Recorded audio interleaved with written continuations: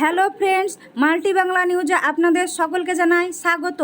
রাজ্যে আবারও বৃষ্টির সম্ভাবনা রয়েছে, বিশেষ করে উত্তরবঙ্গের দিকে।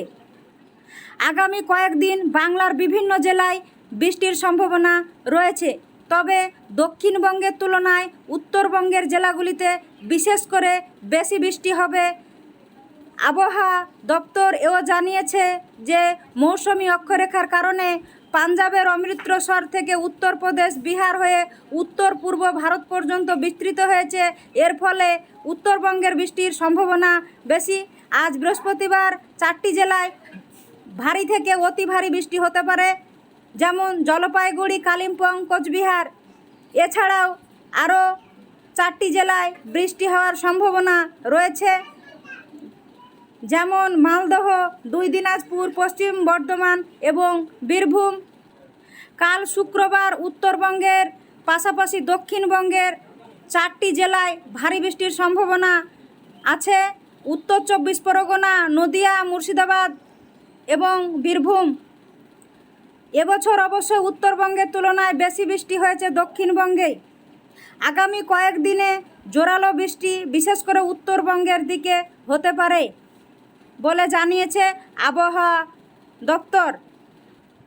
জুলাইয়ের কম বেশি ঝিমিয়ে থাকলেও রাজ্যে এবার বর্ষা এখনও পর্যন্ত মোটামুটি নিজের ছন্দেই রয়েছে। আগামী কয়েকদিনেই বাংলার বিভিন্ন জেলায় বৃষ্টির পূর্বাভাস দিয়েছে আলিপুর আবহাওয়া দপ্তর। তবে দক্ষিণবঙ্গের তুলনায় উত্তরবঙ্গের জেলাগুলিতে তুলনায় বেশি বৃষ্টি হবে বলে জানালো আবহাওয়া বিজ্ঞানীরা। আবহাওয়া দপ্তরের খবর, মৌসুমি অক্ষরেখা পাঞ্জাবের অমৃতসর থেকে উত্তরপ্রদেশ, বিহার হয়ে উত্তর পূর্ব ভারত পর্যন্ত বিস্তৃত রয়েছে। তার ফলে উত্তরবঙ্গে বৃষ্টির সম্ভাবনা বেশি।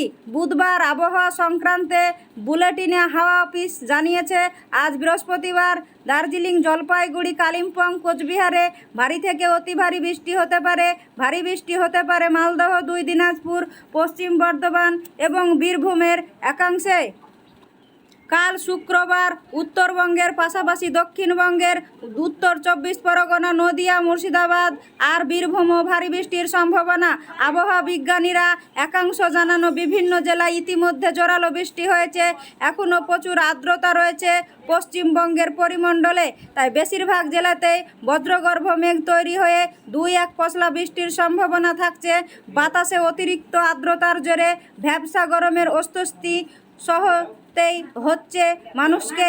এই বছর অবশ্যই উত্তরবঙ্গের তুলনায় বেশি বৃষ্টি হয়েছে দক্ষিণবঙ্গে। দিল্লির মৌসুম ভবনের হিসেব 1 জুন থেকে 3 অর্থাৎ 11 আগস্ট পর্যন্ত দক্ষিণবঙ্গে স্বাভাবিকের থেকে 29% বেশি বৃষ্টি হয়েছে, আর স্বাভাবিকের তুলনায় 15% কম বৃষ্টি হয়েছে উত্তরবঙ্গে। আগামী কয়েকদিনের জোরালো বৃষ্টি উত্তরবঙ্গের ঘাটতি কতটা কমায় সেটাই দেখার।